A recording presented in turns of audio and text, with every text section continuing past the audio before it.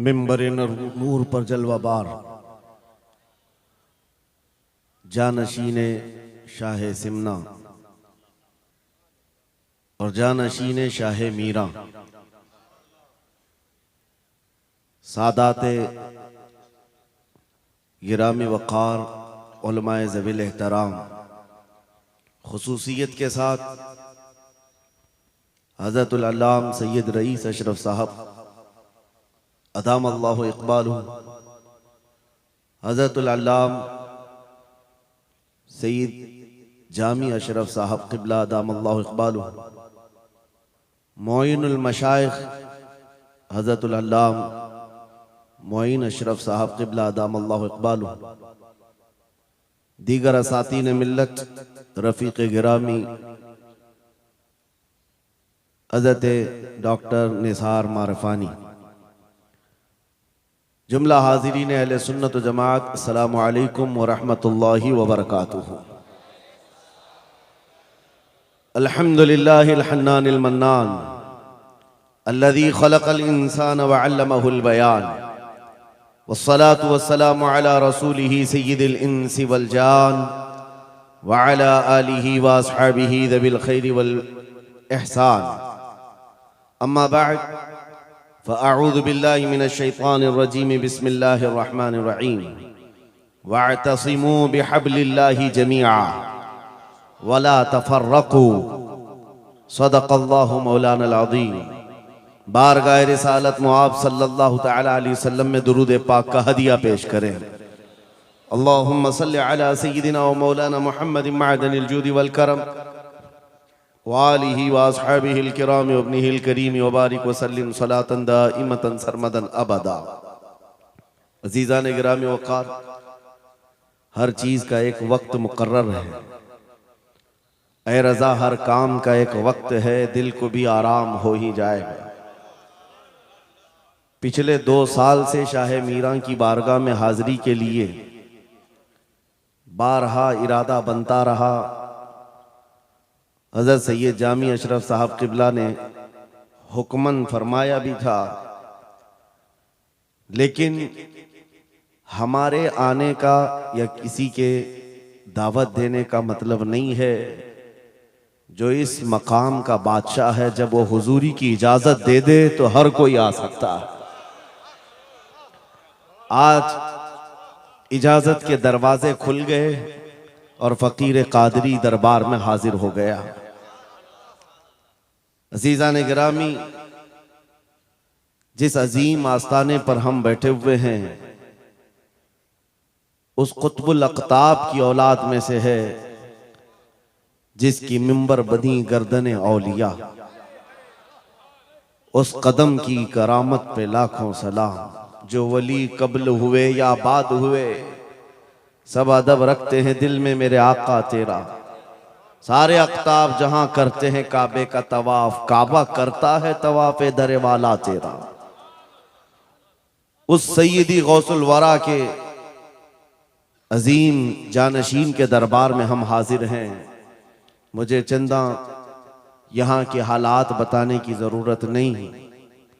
मुरीदीन का ये सिलसिला देखकर, इस मैदान में बैठे हुए इस जम्मे गफ़ीर को देखकर एक अजीब सी कैफियत तारी है। काश मैं बहुत पहले ही यहाँ आ गया होता।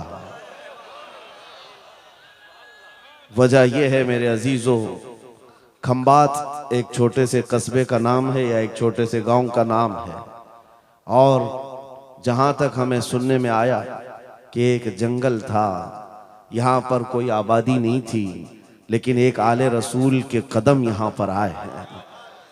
गौसे पाक का साहबजादा यहाँ आराम कर रहा है, लेकिन उसकी खिदमत के लिए भी जिसको चुना गया वो भी आले गौस है, वो भी आले रसूल है। एक बात मैं आपको बताता हूँ, बहुत सारे लोगों को ऐसा लगता है, मुझे स्टेज पर चढ़ते हुए देखते हैं, उतरते हुए देखते हैं, बस इतना ही जाहिर बहुतों को यूट्यूब पे दिखता है, तो बड़ा आसान लगता है कि यहाँ स्टेज पे चढ़ते हैं बड़ी इज्जतों के साथ, उतरते भी हैं बड़ी इज्जतों के साथ, लेकिन इस मिंबर पर आने तक के लिए जो हमारा सफर होता है वो कोई नहीं जानता। कभी कभार 25 घंटे, कभी कभार 36 घंटे का सफर। मैं ये मिसाल इसलिए दे रहा हूं, इस सजे हुए संवरे हुए माहौल को देखकर कुछ लोगों के दिमाग में ये बात आती है, हजरत रईस अशरफ साहब को पका पकाया हुआ हलवा मिल गया। ये जंगल को मंगल बनाने में कई साल बीत गए, हजारों साल नरगिस अपनी बेनूरी पे रोती रही, बड़ी मुश्किल से होता है चमन में दीदावर पैदा। आज बदगुमानी करने वालों की एक अलग कतार है। उन लोगों को ऐसा लगता है कि माहौल जम गया है और इनको पका पकाया हुआ मिला है। अरे नादानो, सफर करो, तुम्हें पता चलेगा 40 साल का सफर क्या होता है। नारे तकबीर, नारे रिसालत, उर्से सरकार शाहे मीरा, हमारी ताकत हमारी हिम्मत। अरे किसी कस्बे से, किसी देहात से कोई एक छोटे खानदान का तालिब इल्म आकर के बस गया होता तो समझ में आती बात कि घर बार कुछ नहीं है, खाने पीने की कमी थी, निकल गया था। लेकिन ये उस खानदान से आया हुआ शहजादा है जहां अकाबिर वक्त अपने ताज जूतियों में रखने पर फख्र महसूस करते हैं। मखदूम अशरफ समनानी किसी छुपे हुए शहजादे का नाम नहीं है, हिंदुस्तान की मांग का नाम है। मांग ना हो तो कोई खूबसूरती नहीं है। महबूबे सिमनानी, शाहे सिमना, उस आस्ताने का ये शहजादा सैयद अशरफ, रईस अशरफ। आपको ऐसा लग रहा होगा कि इनकी फजीलत में मैं बयान करने के लिए खड़ा हूं।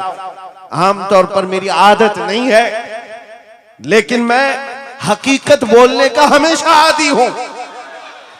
उसकी वजह भी है। अभी नाजिम इजलास आपसे कह रहे थे, नाजिम इजलास ये बात कह रहे थे, ये किस तरह से निडर होकर के ये बात बोलते हैं, मेरी बात नहीं है। आप मुंबई चल करके देखें, ये मोइनुल मशाइख जिस वक्त चाहे, जिस मामले पर चाहे खुल करके बोलते हैं। या अगर मैं बोलता हूं, बात सिर्फ इतनी है मेरे अजीजों, हक बोलने के लिए खून साफ होना चाहिए और माँ बाप अच्छे होने चाहिए। नारे तकबीर, नारे रिसालत, उर्से सरकार शाहे मीरा, वो हाफिज़े नामूसे रिसालत। हलाल खून हो और माँ बाप सही नस्ब के हो। हक बोलने में डर किस बात का है, खौफ किस बात का है। मैं बात इसलिए कह रहा हूं, कोई अगर किसी देहात से, किसी जगह से निकल करके आया हुआ होता, हालात का मारा हुआ होता और आकर के किसी जंगल में कोई घर बनाने की कोशिश कर रहा होता, तो तुम ये कहते बांग्लादेश से आया है बेचारा, बर्मा से आया हुआ है बेचारा। ये उस आस्थाने से आया है जहां वक्त के बादशाह भी अपनी निस्बत पर फख्र करते हैं। शाहे सिमना का सैयद रईस अशरफ को क्या कमी थी? क्या माँ बाप कमजोर थे? क्या खानदान कमजोर था? क्या उनके पास नसब की कमी थी या दौलत की कमी थी? कुछ न हो करके अगर सब छोड़कर एक जंगल में आकर आबाद होता है, यह आले रसूल की शान है, यह आले रसूल की शान है। इसलिए मैं आपको बिला मुबालगा ये बात कह रहा हूं। मुझे फख्र है इस बात के लिए क्योंकि मेरे बाप ने बचपन से हमें 3 चीजें सिखाई है जो रसूल पाक की हदीस है। मेरे आका ने फरमाया, अल्लिमु औलादकुम सलासा खिसाल, हुब्ब नबीयिकुम व हुब्ब अहली बैतिही व तिलावतल कुरआन। मेरे आका ने फरमाया, अपने बच्चों को 3 बातें सिखा करके जाना। नंबर 1, अपने नबी की मोहब्बत सिखाओ। नंबर 2, नबी की अहले बैत की मोहब्बत सिखाओ। और नंबर 3, कुरान पाक सिखा कर जाओ। हमें बचपन से हमारे माँ बाप ने ये तालीम दी है। इसीलिए आप इस चीज को महसूस करें। मेरे लिए जो सरमाया आखिरत है, जिसको मैं समझता हूं, यही वो मिंबर है जहां मेरे इधर भी उधर भी वो सादात बैठे होते हैं जो करंट से ज्यादा मुझे पावर दिया करते हैं। आज आपको क्या लगता है मेरे बाजुओं में जो ताकत नजर आती है, एक ही वजह है, मेरे बाप ने अहले बैत के कदमों में बैठना सिखाया है, उनका एहतराम सिखाया है, और मुझे इस बात पर नाज है। हजारों कोशिशें कर ली दुनिया ने मुझे झुकाने की, मुझे झुकने नहीं देता धर्म ज़हरा के बच्चों का। नारे तकबीर, नारे तकबीर, नारे रिसालत, नारे हैदरी। अल्लामा मुफ्ती सलमान आसारी, अल्लामा मुफ्ती सलमान आसारी और से सरकार शाहे मीरा। लब्बैक लब्बैक लब्बैक या रसूल अल्लाह। लब्बैक लब्बैक या रसूल अल्लाह, लब्बैक लब्बैक लब्बैक या रसूल अल्लाह। मैं उन चीटरों से कहना चाहता हूं जो अपने जमात में बैठकर गद्दारी करते हो, अगर तुम्हें अहले बैत के चेहरों पर भी निफाक है, इनकी मोहब्बत में तुम्हारे अंदर बुग़्ज़ है, तो फिर अपनी आखिरत का सोचो, अपनी आखिरत का सोचो। किसके पास जाओगे, किसके पास जाओगे? आपको पता है उमर इब्ने खत्ताब व अमीरुल मोमिनीन, जिसके रौब से कैसर और किसरा कांपते थे, हजारों नहीं लाखों का लश्कर एक नाम से थर्राता था, लेकिन वही वक्त का खलीफा अमीरुल मोमिनीन उमर इब्ने खत्ताब जिस वक्त मिंबर पर खड़े होकर मस्जिद नबवी में खिताब कर रहा है, रसूलुल्लाह का बेटा, हम गरीबों का गमगुसार हुसैन आजम तशरीफ लाते हैं। मस्जिद में आकर मिंबर पर देखा और कहा, मेरे बाप के मिंबर से उतर जाओ, अपने बाप के मिंबर पर जाओ। ये किसने कहा? हजरत उमर ने नहीं कहा बच्चा कहां से आ गया। हुजूर के इंतकाल के बाद अहले बैत का सिलसिला खत्म हुआ, फौरन वक्त का खलीफा उतर आता है। अमीरुल मोमिनीन मिंबर से नीचे आ गए, घुटने जमीन पर रखा, घुटने जमीन पर रखा और कहा, शहजादे आपने बिल्कुल सच कहा, ये मिंबर आपके बाप का है, यह आपके नाना का है, मेरे बाप का कोई मिंबर नहीं। उमर के पास जो कुछ है वो आपके नाना का है, जो कुछ भी है वो आपके नाना का है। खाते हैं इनके घराने का, भोंकते हैं इनके घराने पर। ये न मिजाजे फारूकी है, न ये मिजाजे सिद्दीकी है। आपको मैं बताऊं, फिर हजरत उमर ने क्या कहा, अगर शहजादे आप इजाजत दे दें तो मैं मिंबर पर चढ़ूं। उनके सामने बोलने की जसारत किसकी थी? लेकिन रसूलुल्लाह की आल हमारे लिए सरमाया आखिरत है। ये नबी पाक की आल की मोहब्बत ईमान की अलामत है। बेटा उमर फारूक रज़ी अल्लाह ताला अन्हु का है, आम नहीं है, वो भी सहाबी रसूल हैं, सहाबी रसूल हैं। बाहर किसी मामले में तकरार हो गई इमाम हुसैन के साथ, वो हजरत अली के बेटे, ये हजरत उमर के बेटे। आपको ऐसा लगता हो तो सुनो, हजरत उमर तो खिलाफत पर थे, हजरत अली नहीं थे उस वक्त। हो सकता है छोटी उम्र में कुछ बहस हो गई, बहस होने के बाद ये तकरार हुई, तो इमाम हुसैन ने अब्दुल्ला बिन उमर, हजरत उमर के बेटे को सिर्फ इतना कहा, तुम मेरे से क्या बहस कर रहे हो, तुम्हारा बाप मेरे नाना का गुलाम है, तुम्हारा बाप मेरे नाना का गुलाम है। हजरत उमर के बेटे को यह बात लगी कि कैसे मुझे ये टॉन्ट, कैसे मुझे ये ताना। दौड़ करके आए हजरत उमर के पास, कहा बाबा आज अली के बेटे हुसैन ने क्या कहा पता है? कहा क्या कहा बेटा? कहा हमारी तकरार हो रही थी, इसमें उन्होंने बुला करके मुझसे ये कहा कि तू मुझसे किस बात पर लड़ता है, तेरा बाप तो मेरे नाना का गुलाम है। हजरत उमर ने कहा ऐसा कहा उन्होंने, ऐसा कहा? कहा सच कह रहा हूं बाबा, ऐसा ही कहा। कहा बुला लाओ हुसैन, बुला लाओ। तलब किया गया, इमाम हुसैन को बुलाया। बेटा हजरत उमर का, हो सकता है उस वक्त उनको ये ख्याल हो कि शायद जज्र तौबीक हो जाए, डांट डपट हो जाए। हजरत उमर आते हैं, कहते हैं ऐ हुसैन इब्ने अली, ये मेरा बेटा जो कह रहा है क्या ये बात सच है? क्या आपने इसको ऐसा कहा कि तेरा बाप मेरे नाना का गुलाम है? इमाम हुसैन ने कहा, हाँ सच बोलता हूं। हाँ मैंने कहा। कहा कह के बताओ कैसे कहा, कह के बताओ कैसे कहा। कहा मैंने इनसे कहा तेरा बाप मेरे नाना का गुलाम। हजरत उमर ने कहा और एक बार कहो। फिर कहा और एक बार कहो। उसके बाद उमर इब्ने खत्ताब की आंखों से आंसू निकले। कहा अपने बेटे को क्या बेहतरीन तकरार करके आया है। ये हुसैन यहां गवाही दे रहे हैं, कल क़यामत के दिन ये इतना कह दे मेरी जिंदगी वसूल है।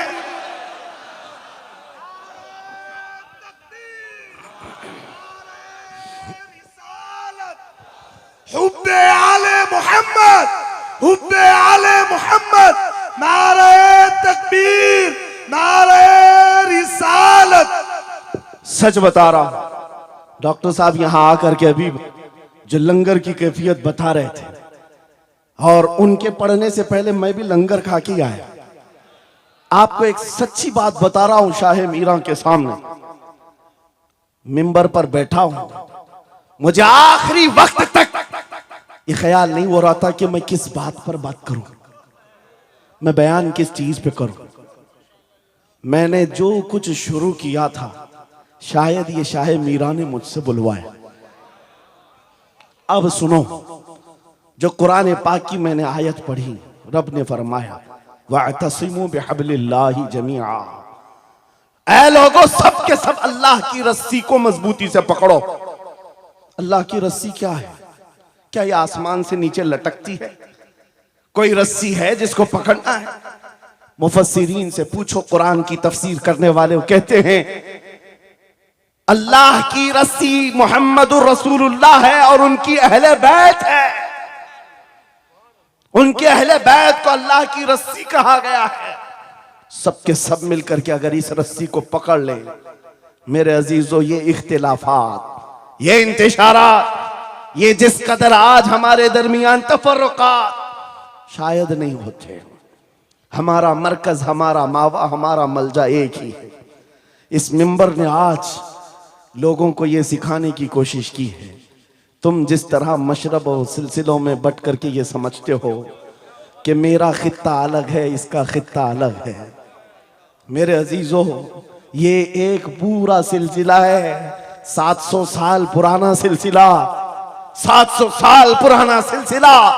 मगर इस मिंबर पर बैठ करके इश्क मोहब्बत के नारे लगवा रहे हैं। वजह यह नहीं है कि यहां की कोई पब्लिसिटी है, बल्कि यह बताना है इसलिए कि अहले बैत ही ये जानते हैं, जो हमारे नाना की कदर करेगा हम जिंदगी भर उसकी कदर करेंगे। आपको क्या लगता है आला हजरत का नाम, उनके मसलक का नाम रोटी सेकने के लिए लिया जाता है?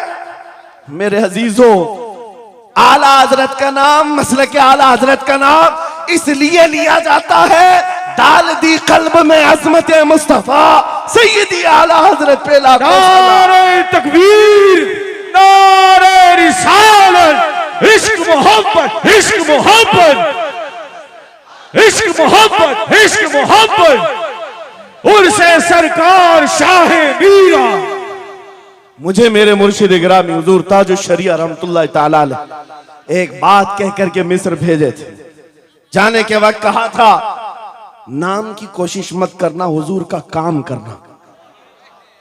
और उन्होंने ये शेर पढ़ करके कहा था, आखिरी महफिल थी उस वक्त, मेरी तालिब इल्मी की जमाने की बात कर रहा हूं, ये पढ़ करके बयान किया था। आला हजरत को देखना, उन्होंने ये खुद कहा है, बेनिशानों का निशान मिटता नहीं, मिटते मिटते नाम हो ही जाएगा। आला हजरत उस सिक्के राइजुल वक्त का नाम है जिसने हर दिल पर राज किया, हर खानकाह पर राज किया है। मेरा एक जुमला मैं अक्सर मजमों में कहता हूं, अक्सर तकरीरों में कहता हूं, एक बात समझ करके चलो शाह मीरा के उर्स में आने वालों, मेरा एक फार्मूला सुनना है। अगर इज्जत चाहते हो, वकार चाहते हो, ये जुमला याद करो, उनकी बात करो, हर दिल पे राज करो। बस रसूलुल्लाह की बात करो, हर दिल पे राज करो। आज हमारी जो इज्जत है मेरे अजीजों, ये खानकाह है अशरफिया और यहाँ खानकाह है शाह मीरा है, जिनके सामने मैं खड़ा हूं। लेकिन आपको मैं बताऊं, मैं अपनी किस्मत पर फख्र करता हूं। यही वक्त होगा, कल की रात में माररा मुतहरा में मौजूद था, वहां सादात किराम के सामने अजीजा ने गिराम, ये अहले बैत अतहार के इन तमाम मिंबरों का सफर करते करते हमें एक पावर मिलता है, ताकत मिलती है। और आला हजरत का वो मिशन समझ में आता है कि आला हजरत ने रसूलुल्लाह के दरबार की नौकरी की थी। मेरे आका की दरबार की नौकरी का सदका अल्लाह ने उन्हें ऐसे अता किया है। मैंने मिस्र जाकर देखा है, अफ्रीका में देखा है, अमेरिका वगैरह हम गए नहीं, लेकिन जानते हैं जहां कहीं उर्दू बोलने वाला हो, बल्कि मैं तो अरबी दान लोगों को सुनाऊं। मिस्र की सरजमीन पर हर जुमा एक जगह मौलूद शरीफ हुआ करती थी, हम हिंदुस्तानी तलबा वहां जाते थे। मिस्र के रहने वाले उस्ताद हैं, जब महफिल मीलाद खत्म होती कहते हैं हिंदुस्तानी तलबा को खड़े हो जाओ, वो पढ़ो मुस्तफा जाने रहमत पे लाखों सलाम, वो पढ़ो। हम पढ़ते थे मगन होकर। एक बार मैंने उनसे पूछा था कि हुजूर आपको समझ में आता है ये सलाम? ये तो उर्दू में लिखा हुआ है, उर्दू बोलने वाले ही पूरा नहीं समझ पाते, आप समझते हैं? कहते हैं समझने की जरूरत नहीं, इश्क की बोली हर जमाने में हर जगह एक ही होती है। इश्क में बोला हुआ वो कलाम है, अरबी हो कि हिंदी हो, दिल को समझ में आने लगती है। मैं ये बात कहने जा रहा हूं मेरे अजीजों, उस रस्सी को मजबूती से पकड़ो, इख्तिलाफात नजर नहीं आएंगे, बात खत्म हो जाएगी। आज से 2 साल कबल एक कुत्ता यहां पर हिंदुस्तान में भौंकता था, खिंजीर का बच्चा जब नबी पाक की शान में भौंकता था, इस फकीर ने उसे ललकारा था। मेरा नाम, मेरी इमेज लोगों के सामने है, मैं वाकया तफसील से नहीं बता रहा हूं, मैं अपनी बात आपके सामने ये रखना चाहता हूं। जिस वक्त उस खबीस मलऊन को पुकारा, आपको पता है हम तो एक छोटे से इलाके से उसको पुकारे थे, लेकिन निशाना सटीक जाकर लगा और उसके बाद कुत्ता बिलबिलाया भी, मैदान में आने की बार बार कोशिश करता रहा, लेकिन अब तक वजूद नहीं है।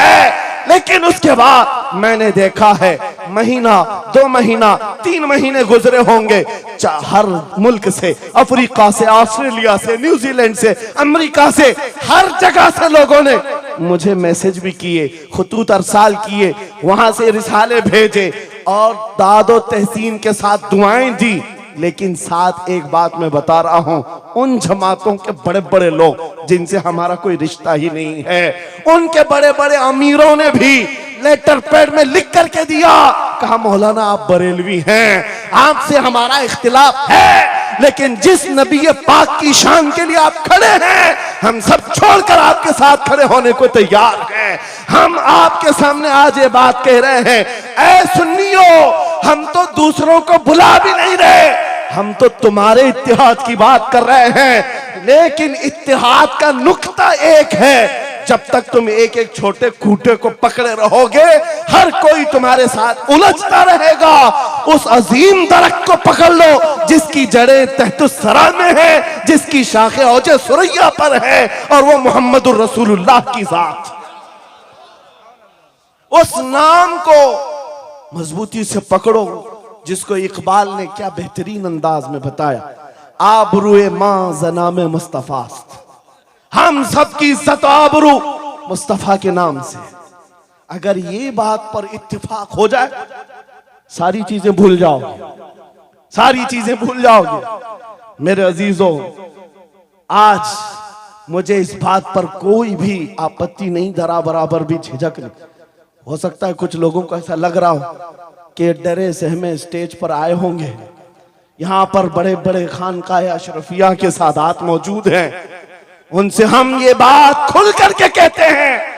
मेरे अजीजों, हम डरे सहमे स्टेजों पर जाने वालों में से नहीं हैं, जहां जा रहे हैं खुल करके जाते हैं, और ये बात देख करके जाते हैं, जहां मेरे नबी की अजमत बोली जाएगी वहां हम अपनी गर्दनें झुका कर जाएंगे। यहां पर मिशन आला हजरत को तरवीज दिया जा रहा है।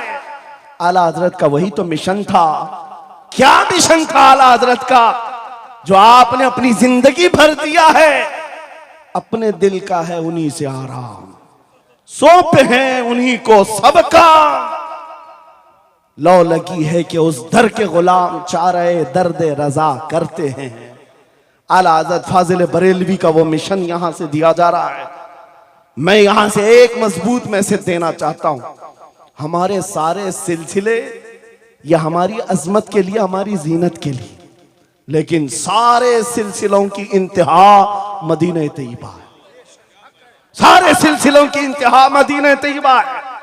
तुम्हारा पीर जितना भी बड़ा हो, देखने में बहुत बड़ा भी दिखता हो, लंबा चौड़ा जुब्बा पहनता हो, बड़ा अमामा भी पहनता हो, सब कुछ हो, लेकिन अगर नबी का वफादार नहीं तो वो कुत्ते से जलील है। पीर नहीं है, कुत्ते से जलील है। और अगर तुम्हारा पीर पैबंद लगे, कपड़े उलझे भाल में है, लेकिन उसके सामने बैठो तो नबी की याद आने लगे, ये सिलसिला हक्का की अलामत है। हुजूर पाक सल्लल्लाहु तआला अलैहि वसल्लम हमारा महवर है, मेयार है। तुम जहां कहीं जाकर के आओ, घूम करके आओ, इस बात पर तुम्हें आज जमा होना चाहिए, इस बात पर जमा होना चाहिए। हुजूर पाक सल्लल्लाहु अलैहि वसल्लम की अजमत बोलो, हर दिल पर राज करो। आज सदियां बीत गई, एक कलाम सबको याद है। अभी मैं आपको बताऊं, 2 साल पहले किस कुत्ते ने क्या भौंका हुजूर की शान में, लोग भूल गए। हो सकता है, और भूलना भी चाहिए, याद रखने की चीज ही नहीं। आपको तो थोड़ा बहुत याद होगा, दिल्ली से भौंकता था, कोई लखनऊ से भौंकता था, नबी की शान में गुस्ताखी करता था। ये तो तुम्हारे जमाने की बात कह रहा हूं। 2 साल में भूल गए, लेकिन 1400 साल पहले आशिक़ रसूल ने कहा था, वह अहसनु मिन कलम तरक़त्तु आइनी व अजमलु मिन कलम तलिदिन निसाउ खुलिक़्त मुबर्रअम मिन कुल्लि आइबिन कअन्नका क़द खुलिक़्त कमा तशाउ। हस्सान बिन साबित रसूलुल्लाह के सहाबी हैं, हुजूर को देखकर कहा था, आपसे ज्यादा हसीन मेरी आंखों ने देखा नहीं, आपसे ज्यादा खूबसूरत किसी माँ ने जना नहीं। ये कलाम आज भी गूंजता है, हर एक को पता है। पता ये चला, नबी की अजमत बोलने वाला हमेशा जिंदा रहता है और भौंकने वाला मौसम के कीड़ों की तरह गायब होता है, खत्म हो जाता है। इसलिए कौन सी जिंदगी चाहिए, देख लो। आपके सामने मिसालें हैं, इसलिए मैं जिक्र करता हूं, वरना मैं अपने ये मुकद्दस स्टेज गलीज लोगों के जिक्र से नापाक भी नहीं करना चाहता, किसी के नाम लेकर के, वरना डर की बात नहीं, डर से नहीं। आपको पता है, एक राफजी कुत्ता दीन बदल कर निकला था लखनऊ से, धर्म परिवर्तन और मीडिया की सुर्खियां बटोरने के लिए हॉट कुर्सी पर जाकर बैठकर, ये सब प्रोपेगेंडा है। उनको ये लगता था कि खलबली मच जाएगी 30 करोड़ मुसलमानों। अरे बड़ा आदमी दीन छोड़कर चला गया, मुसलमानों से हट करके दूसरे धर्म में चला गया, नाम भी बदल लिया, धर्म भी बदल लिया, सब छूट गया और गया। 6 महीने तक धोतियों के नीचे उनका फुजला चाटता रहा और उसके बाद पता चला कि पुजारियों ने किक मारकर निकाल दिया, खत्म हो गया। 6 महीने के बाद आकर एक गुफे में बैठकर वीडियो बनाने लगा, मुख्यमंत्री जी, प्रधानमंत्री जी, मेरे जान को बचा लो। 6 महीने में ही तुम्हारा ये हशर हो गया। धोबी का कुत्ता, ना घर का ना घाट का। 100 साल पहले आला हजरत ने ये फरमाया था, या रसूल अल्लाह, जो तेरे दर से यार फिरते हैं, दर बदर यूं ही खार फिरते हैं। नारे तकबीर, नारे रिसालत, अज़मत मुस्तफा, लब्बैक लब्बैक लब्बैक या रसूल अल्लाह, लब्बैक लब्बैक लब्बैक या रसूल अल्लाह। बस ये दौलत तुम्हारे अंदर आ जाए, जब मिंबरों के करीब हो जाओ, जब कभी मसाजिद या खानकाहों के करीब हो जाओ। औलिया कामिलीन का अदब अपनी जगह पर, वो असल नहीं है, असल वो रसूलुल्लाह की जात। मौलाना रोम फरमाते हैं, मौलाना जलालुद्दीन रूमी औलिया के बारे में कहते हैं कि कुछ लोग ये समझ बैठते हैं कि औलिया हमारे पीराने इज़ाम, मेरे अजीजों ये जरिया है नबी तक पहुंचाने का। और अगर कोई पीर तुमको रसूलुल्लाह तक नहीं पहुंचा रहा है तो फिर वो 2 नंबर वाला है। वो हुजूर की अजमत नहीं बताता, हुजूर तक नहीं ले जाता, वो 2 नंबर का है, झूठा है। मौलाना रोम फरमाते हैं शीशे पर कभी दिन के वक्त सूरज की रोशनी पड़ती है और शीशे को तुम जिधर घुमाओ सामने भी रोशनी पड़ती। बचपन में हम करते थे, छोटा सा शीशा लेते, सूरज को दिखाते और उस पर रोशनी आती है, जिधर भी करो इधर उधर रोशनी जाती रहती है। मौलाना जलालुद्दीन फरमाते हैं वो जो जमीन पर इधर उधर रोशनी घूम रही है वो शीशे की रोशनी नहीं है, धोखा मत खाना, ये सूरज की रोशनी है। सूरज की रोशनी शीशे पर पड़ी और ये शीशा जिधर घूमा उधर रोशनी। इसलिए याद रखना पूरी जमीन पर जितने औलिया कामिलीन हैं ये शीशे के मानंद हैं। इनके दिलों पर जो रोशनी पड़ती है वो मदीना तैयबा गुंबद खजरा से आती है और ये फिर जिस तरफ जाते हैं उस तरफ रोशनियां होती हैं। लेकिन साथ में तुम्हें ये याद रखना कि ये रोशनियां असल नहीं, इनके कल्ब पर जो रोशनी पड़ रही है वो गुंबद खजरा से आ रही है। बस वो असल चीज को मजबूती से पकड़ो। कुरान यही कहता है वातसिमू बिहब्लिल्लाहि जमीआ, अल्लाह की रस्सी को मजबूती से पकड़ लो। आबरूए मा ज़नाम मुस्तफास, उनके जो हम गुलाम थे खल्क के पेशवा रहे, उनसे फिरे जहां फिरा फिराई कमी वखार में। सबब कुछ और है जिसे तू खुद समझता है, जवाल बंदे मोमिन का बेजरी से नहीं। इकबाल ने कितने अच्छे अंदाज में ये मैसेज दिया था। आपको एक बात मैं बताऊं, पेट में दर्द हो रहा है और आपको पता है किसी को भी अल्लाह ना करे कैंसर है, लेकिन फिर भी वो छुपाते हुए ये कह रहा नहीं गैस हुआ है, हाँ एसिडिटी हुई है, चूरन खाए घूम रहा है। अरे बड़ी बीमारी है, तुझे पता है अगर तो खुल करके इलाज कर ले। इकबाल कहते सबब कुछ और है जिसे तू खुद समझता। तुमको मालूम है हमारे जवाल का सबब क्या है, तुमको सबको मालूम है, बोलते क्यों नहीं? फिर रोते हो सियासत नहीं है, क़ियादत नहीं है, जमात नहीं है, एजुकेशन नहीं है, ये सब तो गाते रहते हो, ये सब चीजें नहीं है। असल सबब कुछ और है जिसे तू खुद समझता है। बहुत बारीक बात पर इकबाल ने निशाना रखा। जवाल बंदे मोमिन का बेजरी से नहीं।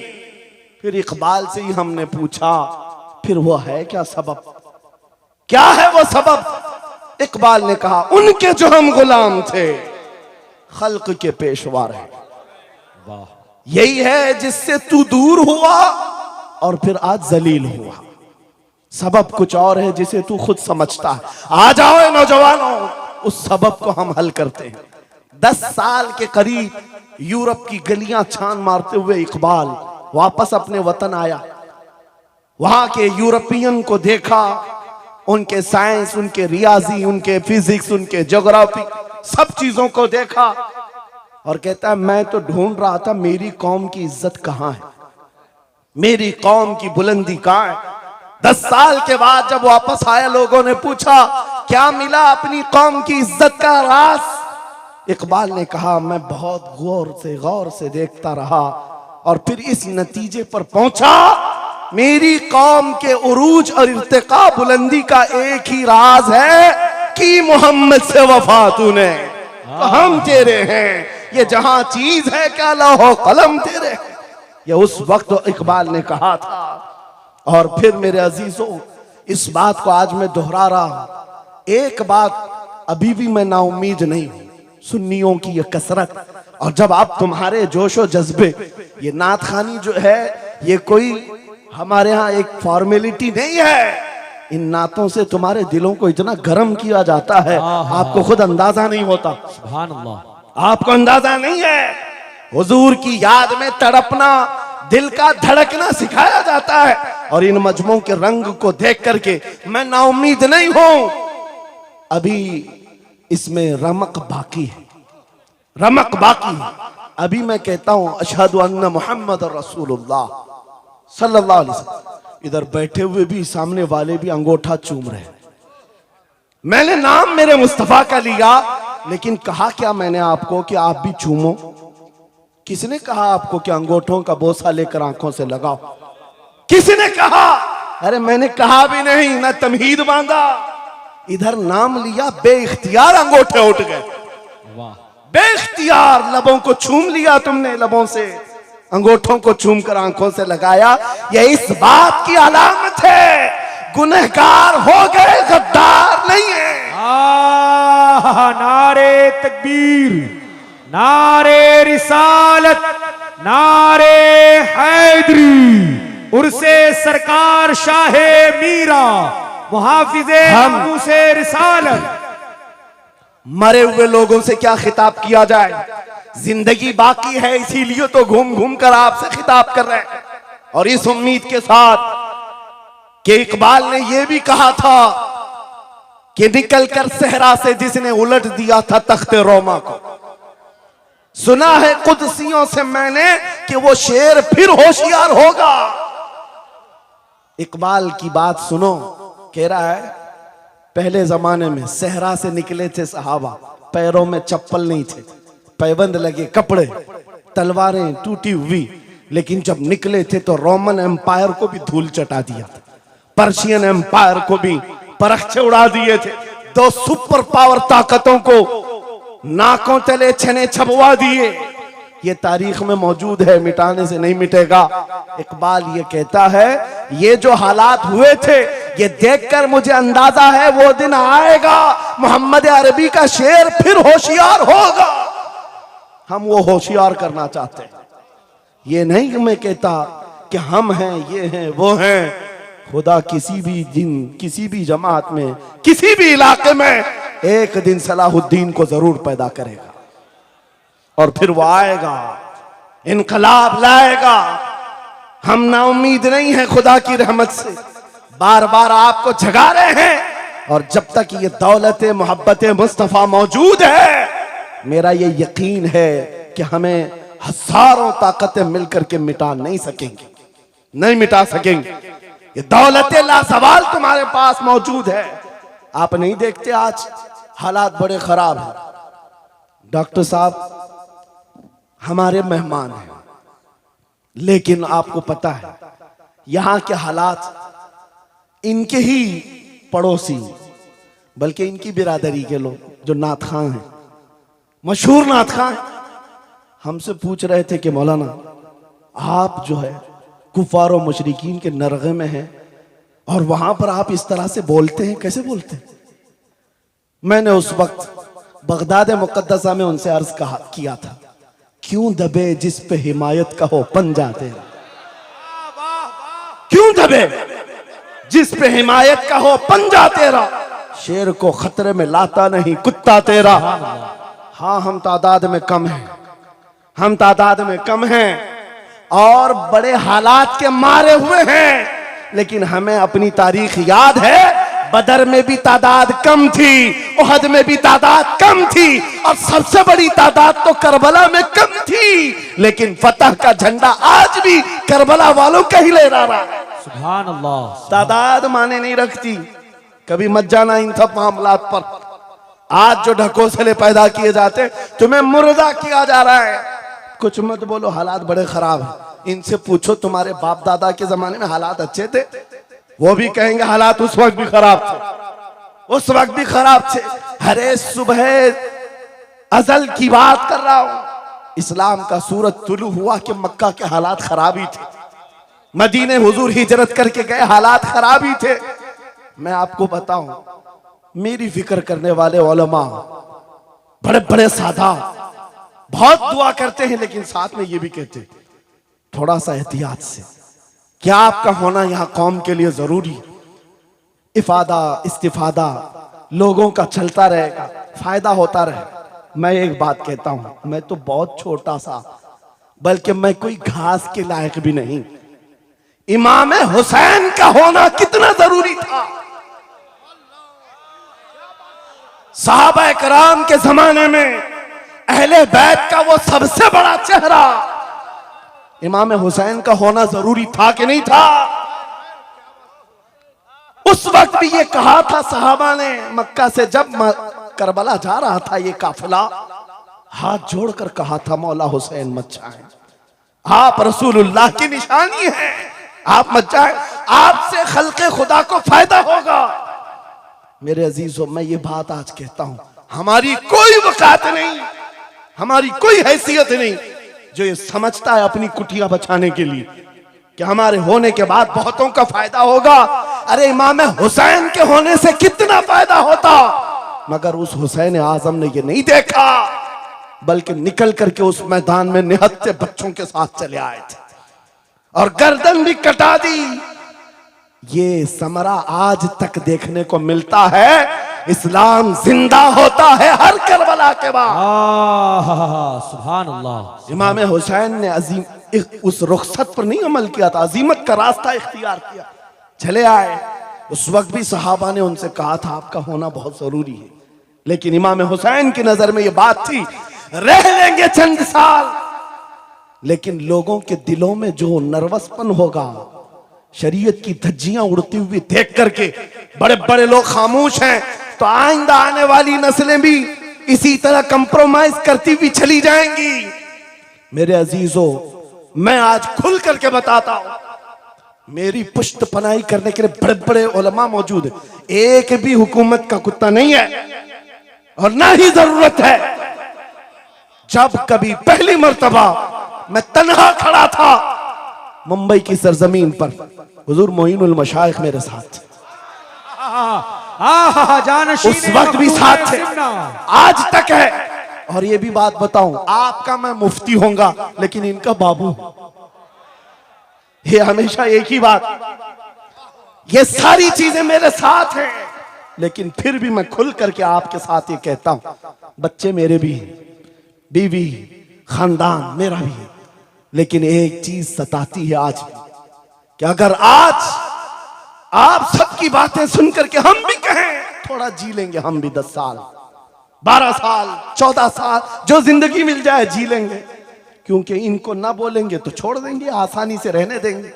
लेकिन एक नुकसान हम देख रहे हैं, कल को आने वाली नस्लें पूछेंगी, कल को आने वाली नस्लें पूछेंगी, जब नबी की शान में कुत्ते भौंकते थे हमारे बाप दादा रोटियां सेका करते थे, उनके दिलों में कौन सा ईमान होगा, उनके दिलों में कैसी बुज़दिली आ जाएगी।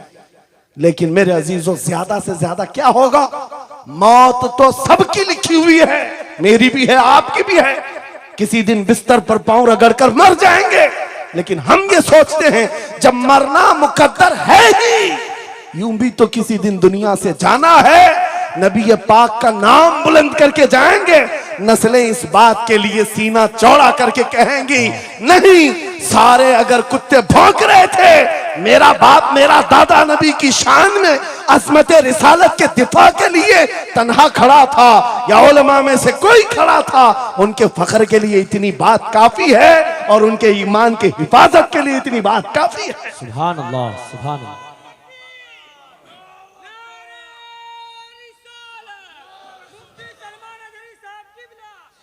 इस अज़मत रिसालत के लिए आपको क्या समझ में आता है, बहुत दिन हो गए हमारे आराम के, बहुत दिन हो गए सुकून के, नबी के नाम पर हमने रोटियां बहुत खाई, हुजूर की इज्जत पर क्या क्या नहीं मिला हमको, कौन से दिन तकलीफ आई है, कौन से दिन तकलीफ आई है।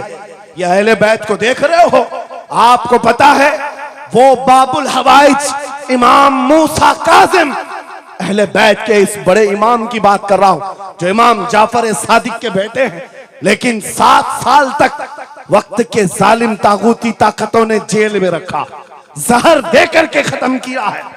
आपको पता है इमाम मोहम्मद बिन हसन अस्करी, जिनको जहर देकर के खत्म किया गया, अहले बैत था जिन्होंने 20-20 साल जेल काटी है। रसूलुल्लाह के शहजादे थे वो, रसूलुल्लाह की आल थे, आज तो लाखों में है, उस वक्त तो नबी के शहजादे चुनिंदा थे, पूरी दुनिया के वो मरकज थे, लेकिन जेलों में 20-20 साल गुजारे, किसी को 10 साल, किसी को 12 साल, किसी को 20 साल। आपको पता है इमाम मूसा काजिम को जंजीरों से भी मारा गया था, जंजीरों से। आप अपने बाप को मार खाता हुआ देख करके नहीं बर्दाश्त कर पाते। हमारे वो अजीम इमामों की बात कर रहा हूं जिन्होंने मेरे नबी की शरीयत की दिफा के लिए जेलों की जिंदगी, हत्ता के रिवायत ये बताती है मौला इमाम मूसा काजिम का जनाजा भी जेल से निकला। मेरे अजीजों, ये सब क्या बातें सिर्फ बयान करने के लिए रह गई? उलमाए ज़वील एहतराम इस मनसब को हाथ समझेंगे। आज ज्यादा से ज्यादा यही होगा। इसी किछोछा मुकद्दसा के एक बुजुर्ग थे जो मेरे बहुत बड़े आइडियल है, सैयद मुजफ्फर हुसैन कछोछे।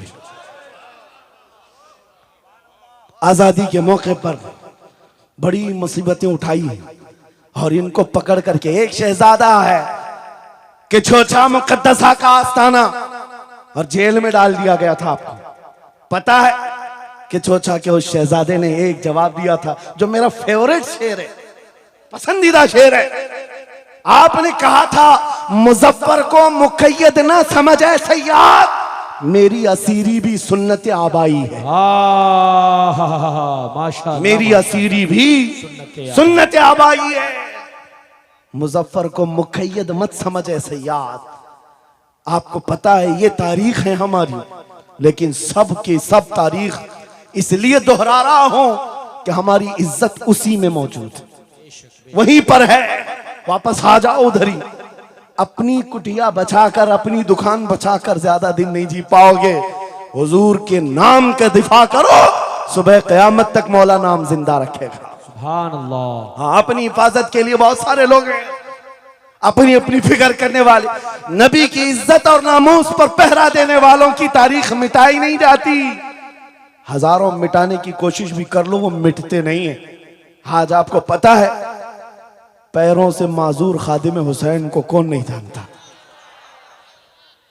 लोगों को डर भी लगता है उनका नाम लेने में कि गरजता था बंदा और खुद व्हील चेयर पर बैठता, लेकिन लाखों को खड़ा होना सिखा दिया। किस बात पर?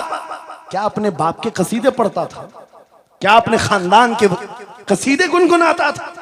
एक ही बात, रसूलुल्लाह की अजमत पर बात, हुजूर की इज्जत पर बात करो तो फिर पता चलता है 8 साल के बच्चे से लेकर 80 साल के बूढ़े के दिल में भी अल्लाह खुद मोहब्बत डालता है। वाह, सुभान अल्लाह, खुद मोहब्बत डालता है। सब चीजें मौजूद हैं उसी जात पर। एक बात मैं अब आपके सामने कहता हूं, गुफ्तगू समेटता हूं। आला हजरत का मसलक देखो, मिशन देखो, और आपको उसी बात पर मैं लाकर जमा कर दूंगा। और सुन्नियों का मजमा मुझे पता है, आधा शेर में पढ़ूंगा, आधा ये खुद ही कंप्लीट करेंगे। और गारंटी के साथ कहता हूं, मुझे पता नहीं है कि मजमे के बारे में, लेकिन इतनी गारंटी जरूर है आप कंप्लीट करेंगे। क्यों? हमें पता है मिजाज इश्क रसूल का, हमें पता है मोहब्बत मुस्तफा का। सुनो, मैं कहता हूं वो जो न थे तो, वो जो न हो तो, ये गारंटी है हमारी,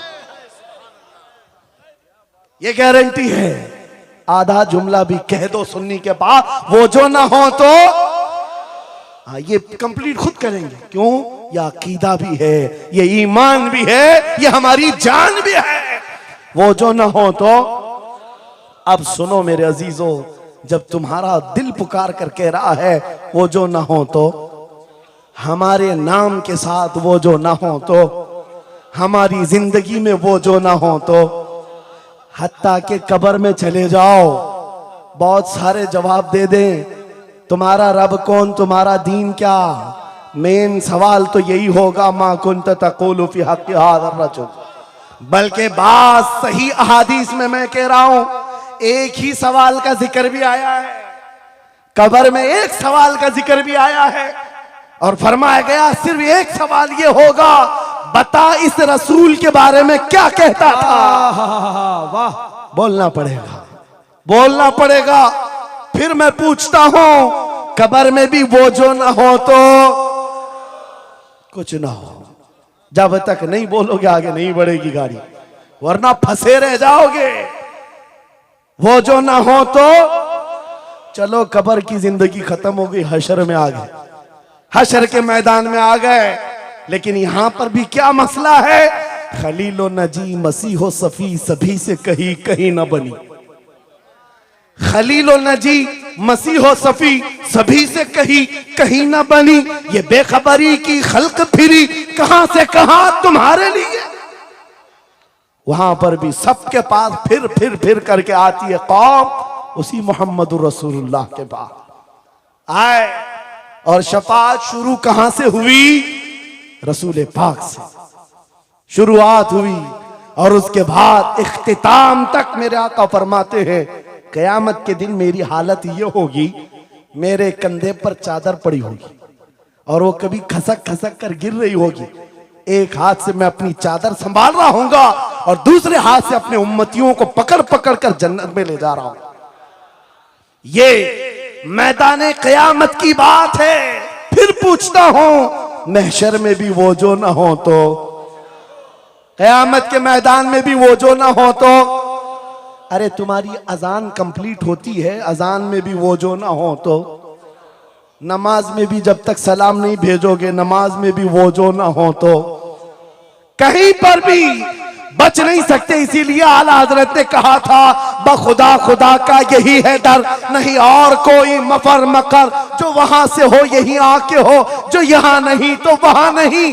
जब तुम्हें समझ में आ गया वो जो ना हो तो कुछ ना हो, वो जो ना हो तो, वो जो ना हो तो, जब तुम्हारा यकीन है। अब सुनो बरेली का इमाम क्या कहता है, ऐ सुन्नी जवान आज ले उनकी पनाह, आज मदद मांग उनसे, आज ले उनकी पनाह, आज मदद मांग उनसे। कल न मानेंगे कयामत में अगर मान गया। आज आना है तुम्हें वहीं पर। मेरी गुफ्तगू का खुलासा यही है, मेरी गुफ्तगू का लुब्बे लुबाब यही है। आ जाओ उस कदम पर जहां से बिलाल हबशी को काबे की छत पर पहुंचाया गया। आ जाओ उस कदम पर जहां पहुंचने के बाद खत्ताब का बेटा अमीरुल मोमिनीन उमर इब्ने खत्ताब बना।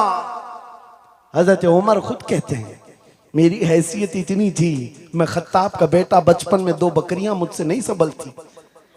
लेकिन एक वक्त आया हजरत उमर 36 लाख स्क्वायर किलोमीटर पर तनहा हुकूमत करते थे। मिस्र, इराक, यमन, शाम, फिलिस्तीन, ये आज का सऊदी अरब हजरत उमर की निगरानी में था। हजरत उमर कहते हैं आज इतने बड़े खित्ते पर उमर की निगरानी है, इसलिए नहीं कि खत्ताब का बेटा उमर है, इसलिए कि मोहम्मद अरबी का गुलाम उमर है। वो जो ना हो तो मेरे अजीजों, जितनों ने इज्जत पाई है उस कदम से पाई। आपको जब ये बात अच्छी तरह मालूम हो जाए, यहां देखो आप, यहां चेहरे बहुत सारे, यहां बहुत सारे चेहरे, और उसमें बुजुर्ग तरीन चेहरा वो सैयद रईस अशरफ साहब का है। लेकिन पूरा मजमा ये एक बात मेरे साथ यकीन के साथ कह सकता है, इन जवानों से कई ज्यादा हसीन और जमील ये चेहरा है। क्यों? अरे तुम्हारे बॉलीवुड और हॉलीवुड में थोड़ा बुढ़ापा आए तो उसे निकाल दिया जाए, फिर उसकी नहीं चलती।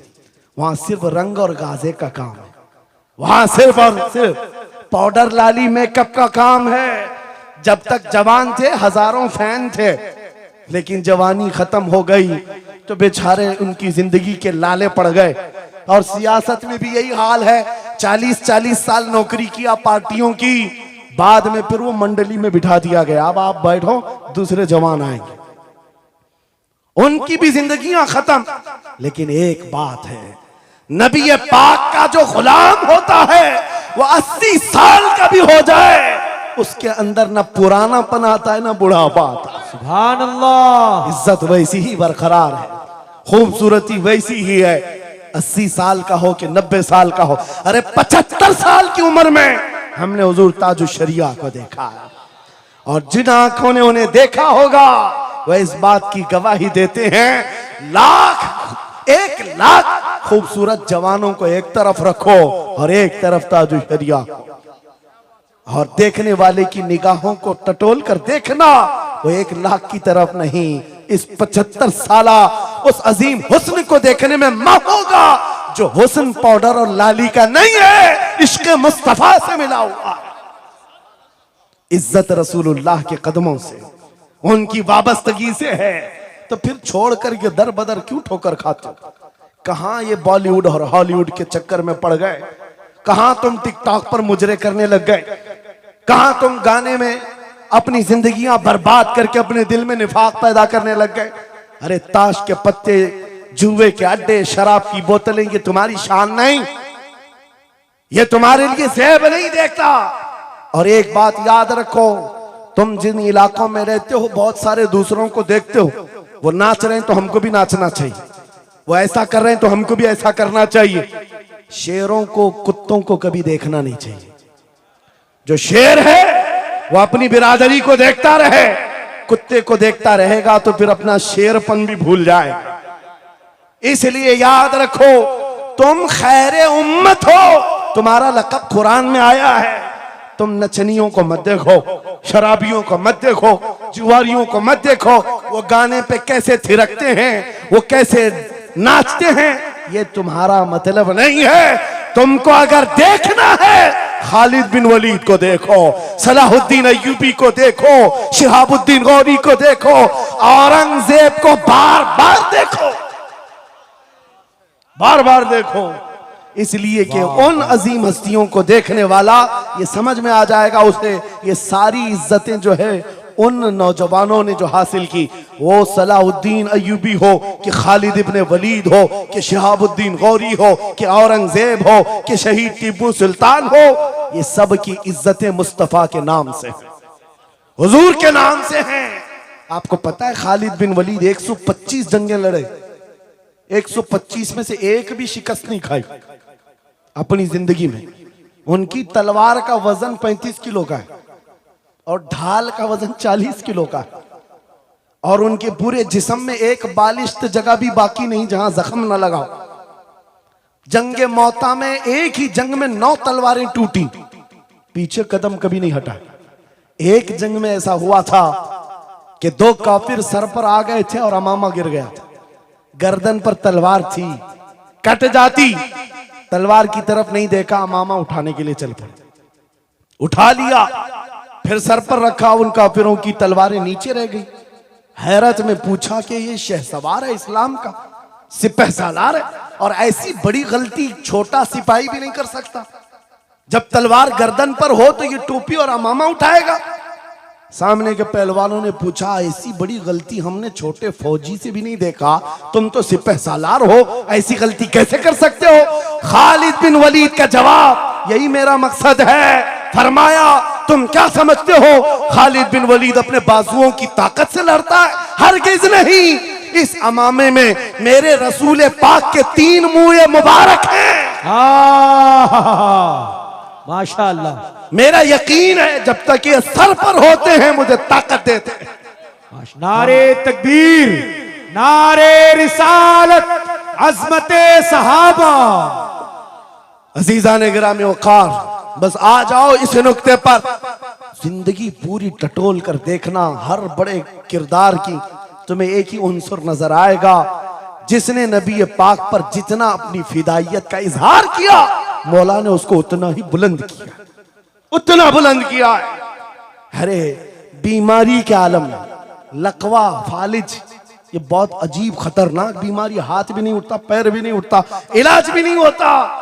लेकिन ऐसी बीमारी में भी अस्कंदरिया की सरजमीन से शरफुद्दीन बूसीरी ने पुकारा था, मुहम्मदुन सय्यिदुल कौनैनि वस्सक़लैन वल फरीक़ैन मिन अरब व मिन अजमी, मौलाया सल्लि व सल्लिम दाइमन अबदा अला हबीबिका खैरिल खल्क़ि कुल्लिहिम। 170 अशार लिखकर अपने नबी की बारगाह में अपनी मोहब्बत का इजहार किया था। जानते हो, नबी आए भी और अपना हाथ फेर करके लकवा और फालिद से सही भी किया और चादर भी इनायत किया। लेकिन जिस वजह से मैं ये बात कर रहा हूं, आज पूरी दुनिया में घूमाओ, अफ्रीकी हो कि अमरीकी हो कि हिंदी हो कि पाकिस्तानी हो, लेकिन एक कसीदा सबको याद है, मौला या सल्ली वसल्लिम दाइमन अबदा अला हबीबी का खैरिल खल्क़ि कुल्लिहिम। मैंने बहुत तहकीक करके देखा, शरफुद्दीन बूसीरी का ये कसीदा अक्सर को समझ में नहीं आता, लेकिन गुनगुनाता हर कोई है, पढ़ता हर कोई है। पता ये चला कमाल बूसीरी का नहीं है, जो नबी की अजमत बोलता है मौला उसे सलामत रखता है, सुभान अल्लाह, जिंदा रखता है। आला हजरत जिंदगी भर मेरे नबी का नाम लेते रहे, आज मजमू में उनका नारा है। हमारे मजमे उनके नारे के बगैर कंप्लीट भी नहीं होते। हम में से कौन देखा हुआ है आला हजरत? कोई नहीं देखा हुआ है, लेकिन हुजूर के इश्क की बुनियाद पर हर जगह ये चर्चा है। इसीलिए मेरे अजीजों, आओ खिराज अकीदत पेश करते हैं उस बारगाह मुस्तफा में, और इस बात का अज़्म करके चलेंगे, ये तमाम इख्तिलाफात हटा दो, खत्म कर दो, एक चीज पर जमा हो जाते हैं, जो चीज रसूलुल्लाह ने सहाबा में डाली थी। हजरत बिलाल हबशी को सुना है? जानते हैं ना? हबशी थे, काले थे, चौड़े होंठ वाले, चौड़ी नाक वाले जो हबशी होते हैं उनको हबशी कहा जाता है। हजरत बिलाल हबशी थे, और एक साहबी हजरत अबू जर, इन दोनों के दरमियान झगड़ा हो गया, छोटा सा झगड़ा। झगड़े के दरमियान हजरत अबू जर ने सिर्फ इतना कहा, या उम्मत सौदा, या इब्न उम्मत सौदा, ऐ काली मां के बेटे। हजरत बिलाल को इतना कहा, काली मां के बेटे। हजरत बिलाल को यह बात लग गई और दिल में ये बात रखा, और हुजूर की बारगाह में आकर कहा, या रसूल अल्लाह, दिल दुखता है। कहा क्यों? अबू जर ने आज कहा, ऐ काली मां के बेटे। हुजूर जलाल में आए, मस्जिद में आए, मिंबर पर आए, कहा बुलाओ अबू जर। आए, और हुजूर पाक सल्लल्लाहु अलैहि वसल्लम ने डायरेक्ट जो फरमाए, हदीस के अल्फाज हैं, अफीकल जाहिलिया, क्या अभी भी तुम्हारे अंदर जमाने जहालत की बुराइयां हैं? 3 बार कहा, और उसके बाद हुजूर गजबनाक होकर जैसे ही अंदर गए, हजरत अबू जर तड़पने लग गए, बेकरारी। दौड़ करके आए, हजरत बिलाल का हाथ पकड़ा, कहां है बिलाल? हजरत बिलाल मिल गए तो हाथ पकड़ करके ले आए। मैं किस लिए कह रहा हूं, कान खोल के सुन। छोटी छोटी बातों पर मशाइख से उलझ जाते हो, बड़े बड़ों को आज बदतमीजी के साथ बात करते हो। साहबा में हुजूर ने जो मोहब्बत डाली थी, किस बुनियाद पर? हजरत बिलाल का हाथ पकड़कर हजरत अबू जर ले आए मस्जिद में, कहा हो बिलाल, गलती हो गई, मैंने तुमको इब्न उम्मी सौदा कहा, काली मां का बेटा कहा। हजरत बिलाल कहते वो बात हो गई, खत्म हो गई। कहा नहीं, खत्म नहीं हुई, मेरे नबी नाराज हैं, आका नाराज हैं।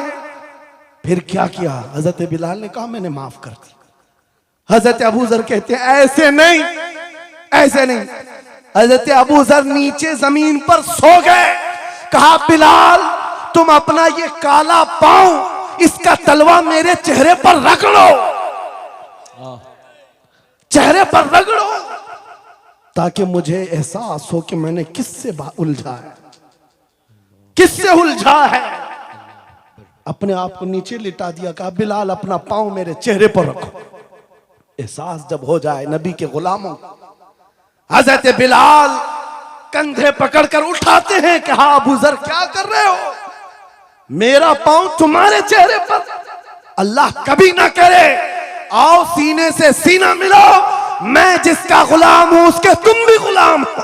सुभान अल्लाह। यह उनकी इज्जतें थी। एक ही महवर था वो नबी पाक की इज्जत, एक ही मरकज था।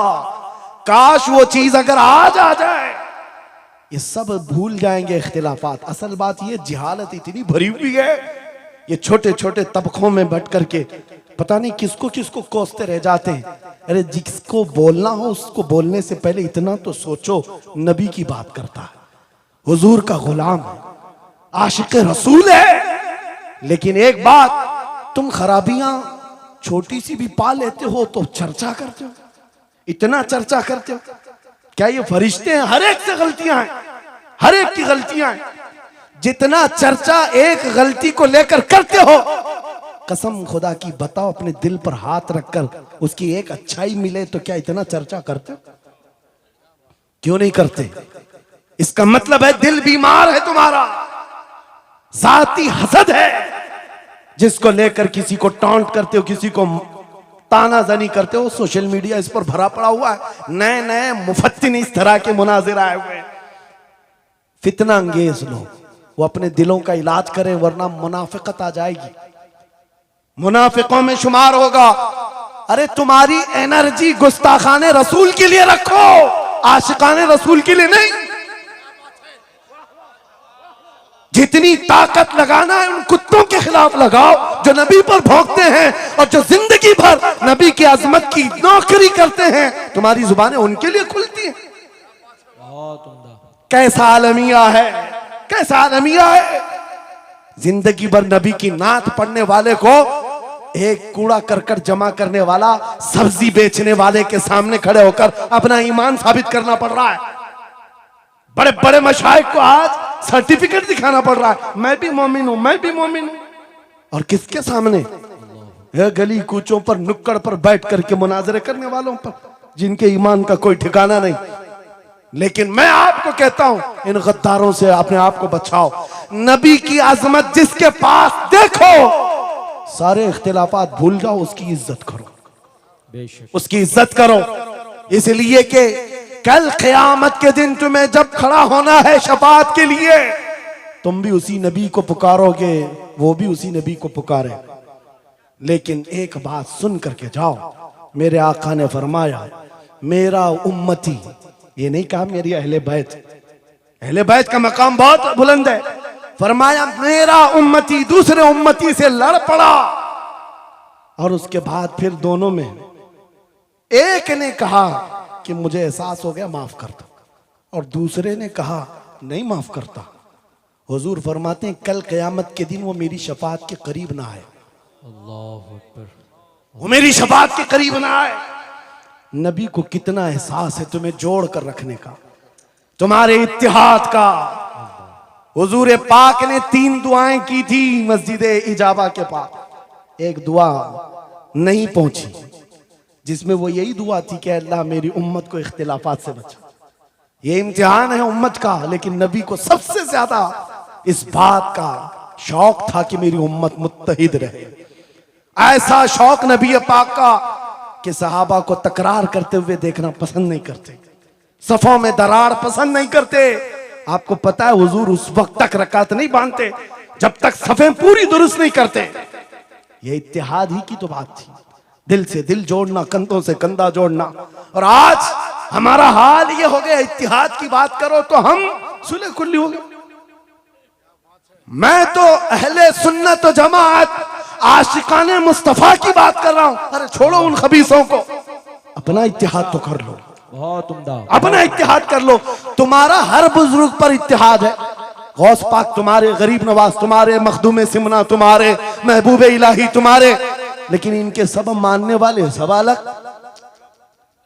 क्यों? ये सारे औलिया का मिशन एक ही है, अजमत रसालत, वाह, अजमत नामूस रिसालत। जब सबका मिशन एक है तो फिर अपने दिल का इलाज करने की जरूरत है। आज बस दिल का इलाज करो। कहीं ऐसा तो नहीं कि शैतान हमें लायानी बातों में मुलविस कर रखा है, तुम्हारा पूरा का पूरा सर घुमा कर रख दिया गया है। जिन चीजों में तुम्हें अपनी एनर्जी खर्च करनी थी, शैतान कहीं और लगा दिया। इसीलिए कुत्ते खुल करके मैदान में आने लग गए। उनको पता है जिस दिन ये मोहम्मद अरबी के शेर जमा होने लग जाएं तो फिर इनका जीना हराम कर रखेंगे। तुम्हें हजारों इख्तिलाफात में डाल रखा है, और बाज़ाब्ता इसकी प्लानिंग होती है।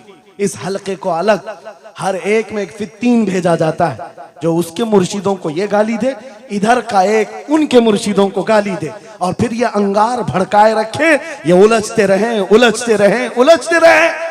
और कुफ्फार और मुशरिकीन अपने नापाक मंसूबों से इस्लाम को गालियां दें, कुरान को गालियां दें, रब को गालियां दें, नबी को गालियां दें। आज ये आलमिया है या नहीं? तुम पीर के खिलाफ बात सुन करके भड़क जाते हो और नबी के खिलाफ बात सुनकर खामोश बैठते हो। कैसा आलमिया आ गया, अगर तुम इस तरह की टुकड़ियों में घेर दिए गए, महसूर हो गए, तो समझ लो कि बर्बादी बहुत करीब है, बहुत करीब है। बगदाद में ये हो चुका है, गरनाता में ये हो चुका है। उलमा को लड़ाया गया था, अलग अलग जमातें बनाई गई थी, बाज़ाब्ता उसमें शिया सुन्नी अलग अलग तबकात बनाए गए, क्योंकि एक बुजुर्ग ने कहा था अपने बेटे को, लकड़ियों का एक गट्ठा दिया बंधा हुआ, बेटे से कहा बेटा इसको खोलना नहीं, तोड़ देना। तोड़ने की कोशिश किया, उसका घुटना फूट गया। उसके बाद वो आया कई घंटों के बाद, कहा बाबा टूटता नहीं। कहा खोल दे रस्सी। रस्सी खोला, गट्ठा था लकड़ियों का। कहा अब तोड़। एक एक को तोड़ा, आधे घंटे में टूट गए। बुजुर्ग ने कहा बेटा मैं ये उम्मत मुस्तफा की मिसाल देना चाहता, अगर ये रस्सी में मजबूत बंधे हो, बड़ी सी बड़ी ताकत इनको तोड़ने आए अपना खुद बर्बाद कर जाएगी, लेकिन अगर तुम खुल गए तो चंद दिनों में कस्तों में सफाया होगा। मुत्तहिद रहोगे तो कहलाओगे मोमिन व गाजी, मुंतशिर होगे तो कस्तों में सफाया होगा। मेरा मैसेज यही है, वातसिमू बिहब्लिल्लाहि जमीआ, अल्लाह की रस्सी को मजबूती से थाम लो, और अल्लाह की रस्सी एक ही है। कितनी अजीब बात है, वो दूसरों के लिए फर्क करना मुश्किल हो जाता है। उनका हवाओं का खुदा अलग है, पानी का अलग है, मट्टी का अलग है, मरने का अलग है, पैदा होने का अलग है। अरे तुम्हारा सब मिलाकर एक ही है, एक ही है। एक खुदा है जिसके सामने तुम्हें झुकना है। और फिर नबी पाक जो सारे नबियों का सरदार, एक रसूल की मोहब्बत तुम्हारे दिल में बिठाने के लिए कही गई। एक रसूल की मोहब्बत, अगर इस पर हम कामिल हो गए, मेरे अजीजों कुरान कहता है ला तहीनु वला तहज़नु अंतुमुल आलौ व अंतुमुल आलौन, तुम सबसे बुलंद होगे अगर नबी के गुलाम हो जाओ, अगर नबी के गुलाम हो जाओ। सब मेरी बातों का खुलासा एक ही है, आओ बारगाह मुस्तफा में यह अहद करते हैं और अपनी जिंदगी का मकसद समझ करके आखिर में इस बात पर खत्म करता हूं। यह सूफिया का एक मसलक है, मैं इजाजत लेकर कह रहा हूं। दो एक सूफिया के मसलक में मुराकबा होता है। मुराकबा, मुहासबा, मुकाशफा, अलग अलग चीजें हैं। वो मंजिलें तय कराते हैं। औलिया इकराम के सामने जाओ, तस्बीहात अलग हैं, नमाजें अलग हैं, मुजाहिदे अलग हैं, लेकिन उसमें एक चीज है मुराकबा। मुराकबा किसको कहते हैं मैं आपको बताता हूं। गर्दन झुकाकर खामोश बैठ जाना, पढ़ना उड़ना कुछ नहीं, खामोश बैठना है, यह मुराकबा है, खामोश बैठना। हजरत जुनैद बगदादी से पूछा गया, अरे खामोश बैठे तो बंदा खामोश तो नहीं रहेगा, सोचेगा, दिमाग तो चलता ही रहेगा कुछ ना कुछ। क्या सोचे, कुछ तो सोचें आती हैं, खामोश बैठता है बंदा तो सोचता है।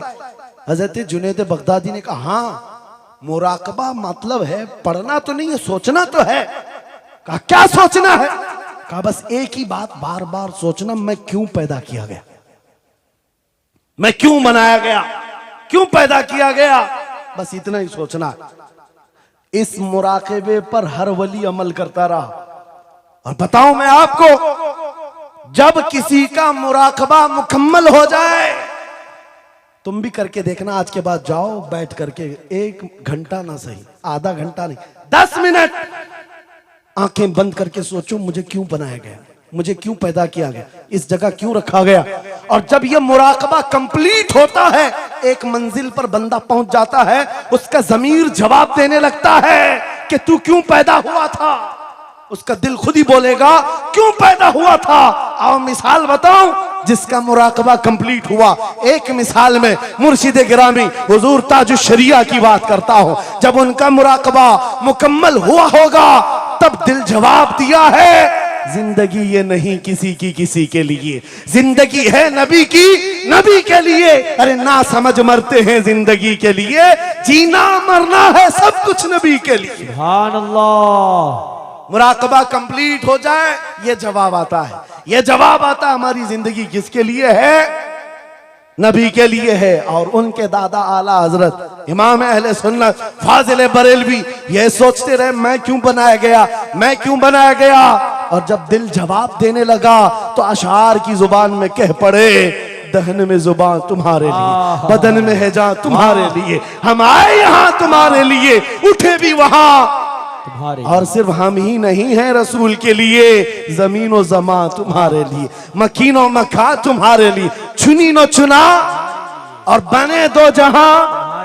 जब सब नबी के लिए है तो आ जाओ, अर्ज करते हैं उस दरबार में, मैं मुजरिम हूं आका मुझे साथ ले लो, कि रास्ते में हैं जा बजा थाने वाले, चमक तुझसे पाते हैं सब पाने वाले। मेरा दिल भी चमका दे, मेरा दिल भी चमका दे, मेरा दिल भी चमका दे, बरसता नहीं देख कर अब्र रहमत, हम बदों पर भी बरसा दे बरसाने वाले।